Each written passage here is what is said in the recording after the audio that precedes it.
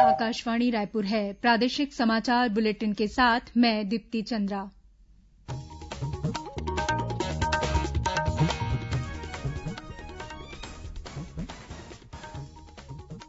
और अब पेश है आज के मुख्य समाचार। छत्तीसगढ़ में आज भी विभिन्न जिलों से मिले अनेक कोरोना संक्रमित मरीज। राजनांदगांव जिले में आज अब तक 62 कोरोना पॉजिटिव मरीजों की पुष्टि हुई है। दंतेवाड़ा जिले में 12 माओवादियों ने आत्मसमर्पण किया। सुकमा जिले में सुरक्षा बलों ने माओवादियों के एक कैंप को ध्वस्त किया। विभिन्न मांगों को लेकर राजनांदगांव और कबीरधाम जिले में किसानों ने किया प्रदर्शन।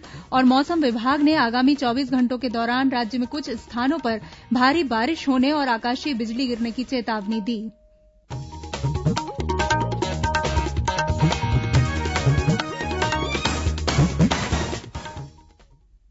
अब समाचार विस्तार से। छत्तीसगढ़ में कोरोना संक्रमण के मामले रोजाना बढ़ते जा रहे हैं। आज भी विभिन्न जिलों से कोरोना संक्रमित नए मरीजों के मिलने की पुष्टि हुई है। राजनांदगांव जिले में आज अब तक 62 नए कोरोना संक्रमित मरीजों की पहचान की गई है। इनमें आईटीबीपी मोहला कैंप के 18 जवान भी शामिल हैं। इसी तरह दुर्ग में आज कोरोना संक्रमित 13 नए मरीजों की पुष्टि हुई है। ये मरीज टाउनशिप, भिलाई और दुर्ग नगर निगम क्षेत्र से मिले हैं। उधर कोंडागांव जिले में आज आईटीबीपी के 2 जवानों सहित कोरोना संक्रमित 5 नए मरीज मिले हैं।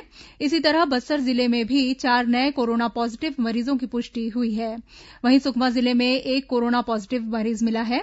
रायपुर शहर में भी आज सिटी कोतवाली थाने में एक हेड कांस्टेबल कोरोना पॉजिटिव पाया गया है। इधर महासमुंद जिले के पिथौरा विकासखंड से आज कोरोना संक्रमित 4 नए मरीजों की पुष्टि हुई है।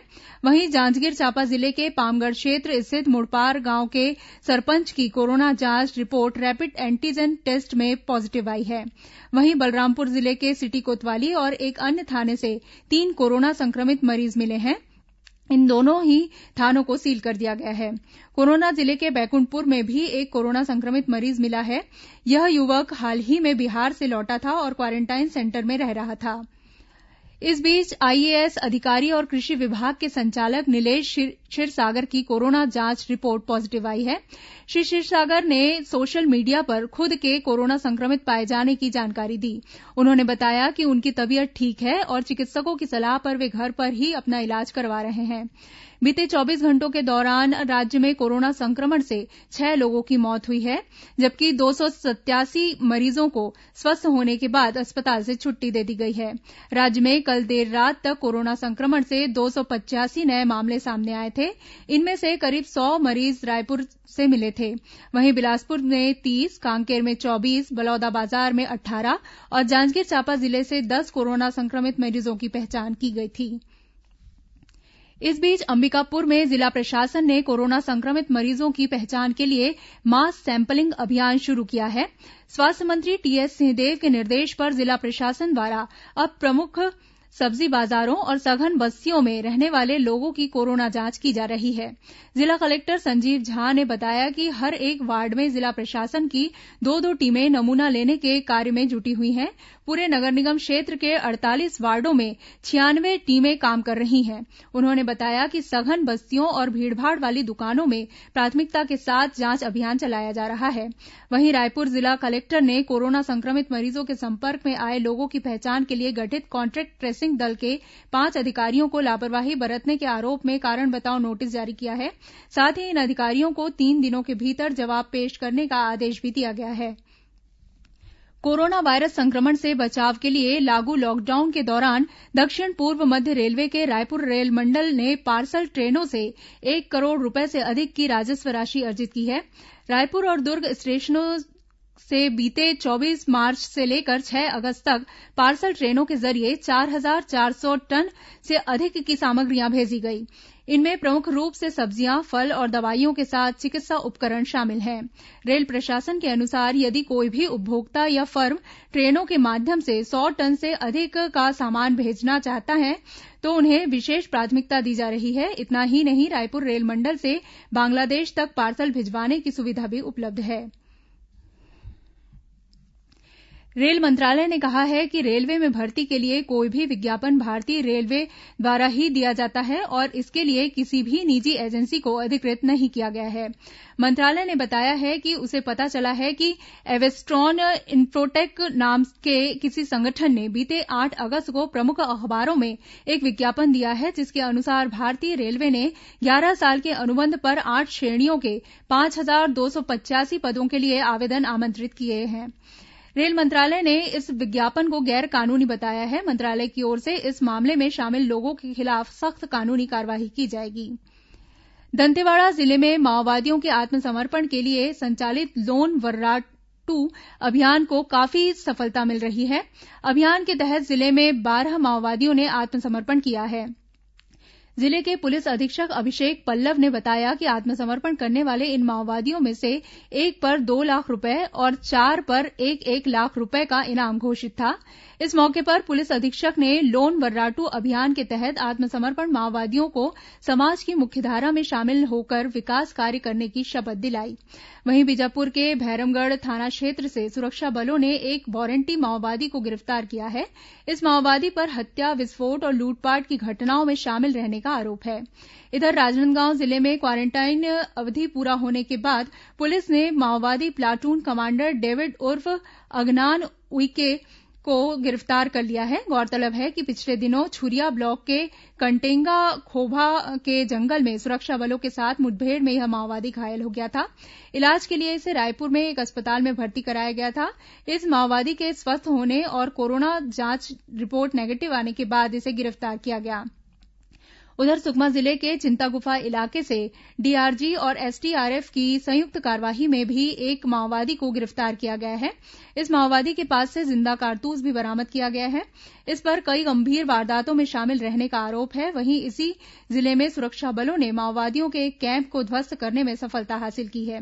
जिले के पुलिस अधीक्षक शलभ सिन्हा ने बताया कि भेज्जी और कोंटा इलाके की घेराबंदी कर सुरक्षा बलों ने माओवादियों को पकड़ने की कोशिश की, लेकिन माओवादी वहां से भाग निकले। मौके से पिट्ठू, माओवादी वर्दी, आईईडी, पटाखा, बैटरी और दवाइयों के अलावा कई अन्य दैनिक उपयोग की वस्तुएं बरामद की गई हैं। प्रादेशिक समाचार आप आकाशवाणी रायपुर से सुन रहे हैं। छत्तीसगढ़ की खबरों से है आपका वास्ता और खबरों की विश्वसनीयता से है हमारा वास्ता।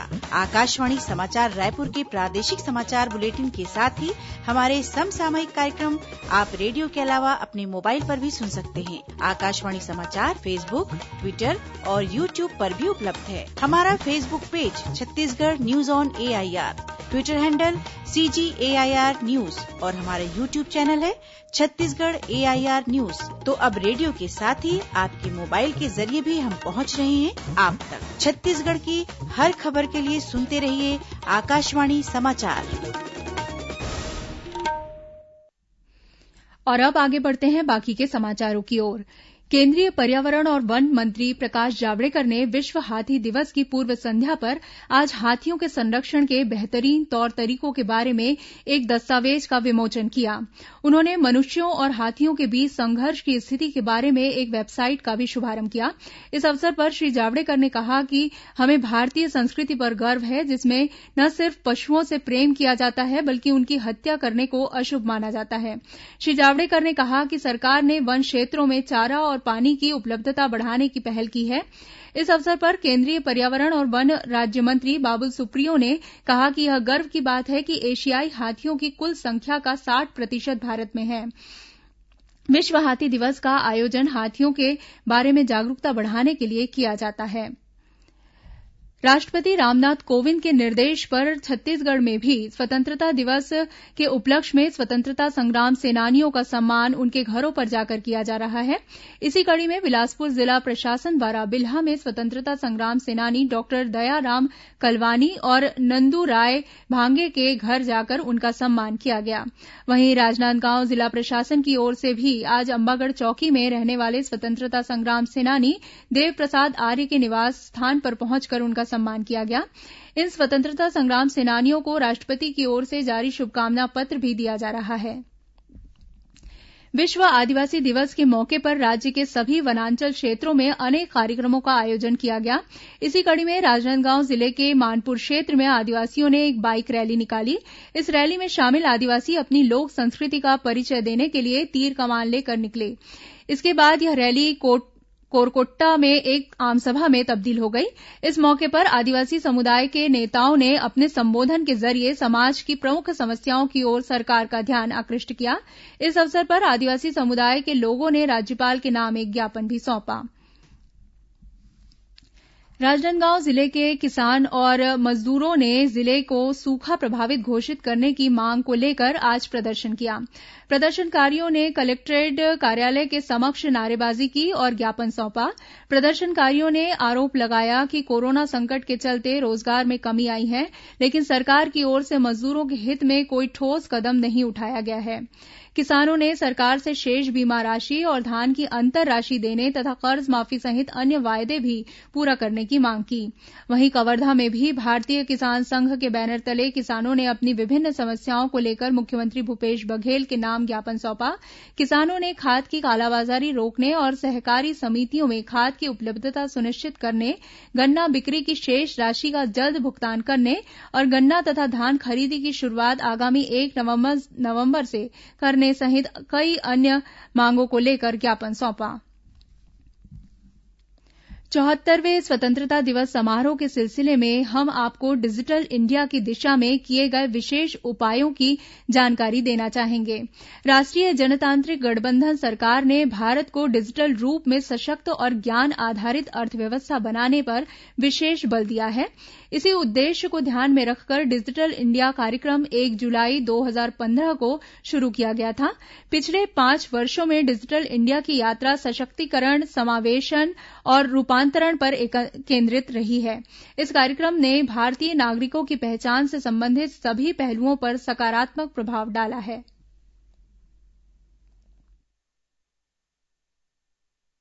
डिजिटल इंडिया कार्यक्रम ने कोविड-19 के दौरान भी महत्वपूर्ण सेवाएं प्रदान की हैं। इनमें आरोग्य सेतु, ई संजीवनी, माई जीओवी और सोशल मीडिया प्लेटफॉर्म के जरिए लोगों में जागरूकता पैदा करना शामिल है। ई सेवाओं की संख्या 2014 में 2463 थी, जो इस वर्ष मई में बढ़कर 3858 हो गई। इस तरह दैनिक और इलेक्ट्रॉनिक लेन देन 2014 के 66 लाख से बढ़कर 2020 में 16 करोड़ 30 लाख पर पहुंच गया। 125 करोड़ 70 लाख नागरिकों को आधार कार्ड जारी किया जा चुका है। सरकार के 56 मंत्रालयों से 426 कार्यक्रमों के अंतर्गत 11,10,000 करोड़ रुपए प्रत्यक्ष लाभ अंतरण के जरिए लोगों को भेजे गए हैं। देश में 117 करोड़ मोबाइल कनेक्शन और 68 करोड़ 80 लाख इंटरनेट कनेक्शन इस्तेमाल किए जा रहे हैं।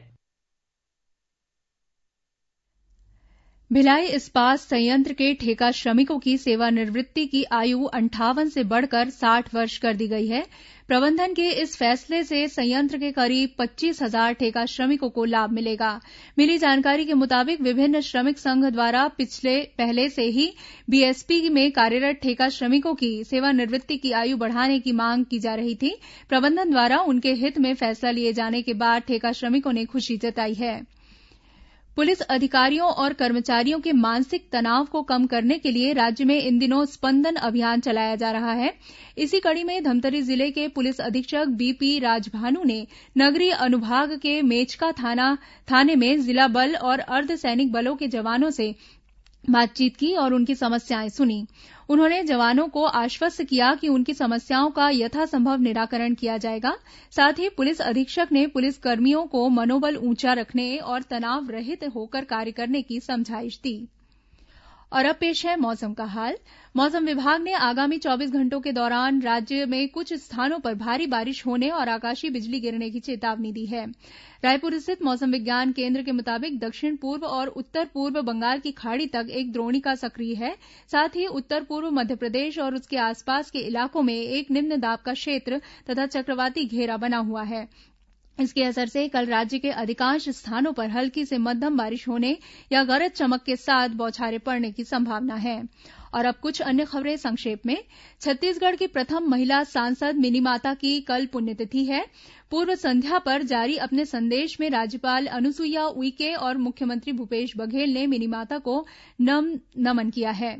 जांजगीर चांपा जिले में सिवनी गांव के प्रथम सरपंच पंडित धर्मदत्त पांडेय की पुण्यतिथि के मौके पर सिवनी अस्पताल परिसर में पौधारोपण किया गया। इस कार्यक्रम में जिला कलेक्टर यशवंत कुमार और पुलिस अधीक्षक पारुल माथुर के अलावा कई अन्य गणमान्य लोग उपस्थित थे। रायपुर जिला अंत्यावसायी सहकारी विकास समिति ने सफाई कामगारों से खुद का रोजगार स्थापित करने के लिए 25 अगस्त तक आवेदन आमंत्रित किए हैं। राजनांदगांव में खाद्य विभाग की टीम ने चावल का बिल बनाकर धान की सप्लाई करने के मामले में संबंधित कंपनी और वाहन चालक के खिलाफ कार्रवाई की है। वहीं नागपुर से बालोद जा रहे धान से भरे एक ट्रक को भी जब्त किया है। जांजगीर चांपा जिले के कोटमी सोनार गांव के उपरोहित तालाब में करीब 5 फीट लंबा एक मगरमच्छ मिला है। ग्रामीणों की सूचना पर वन अमले ने मौके पर पहुंचकर इस मगरमच्छ को पकड़ा और फिर इसे कोटमी सोनार स्थित क्रोकोडाइल पार्क में छोड़ दिया गया है। और धमतरी जिले के मुजगहन गांव के पास पुल का निर्माण कार्य नहीं होने से रत्नाबांध गांव स्थित गुंडरदेही दुर्ग मार्ग पर पानी भर गया है। इससे स्थानीय लोगों को आवाजाही में काफी मुश्किलें हो रही है। अंत में मुख्य समाचार एक बार फिर। छत्तीसगढ़ में आज भी विभिन्न जिलों से मिले अनेक कोरोना संक्रमित मरीज। राजनांदगांव जिले में आज अब तक 62 कोरोना पॉजिटिव मरीजों की पुष्टि हुई है। दंतेवाड़ा जिले में 12 माओवादियों ने आत्मसमर्पण किया। सुकमा जिले में सुरक्षा बलों ने माओवादियों के एक कैंप को ध्वस्त किया। विभिन्न मांगों को लेकर राजनांदगांव और कबीरधाम जिले में किसानों ने किया प्रदर्शन। और मौसम विभाग ने आगामी 24 घंटों के दौरान राज्य में कुछ स्थानों पर भारी बारिश होने और आकाशीय बिजली गिरने की चेतावनी दी। इसी के साथ प्रादेशिक समाचार बुलेटिन समाप्त हुआ। नमस्कार।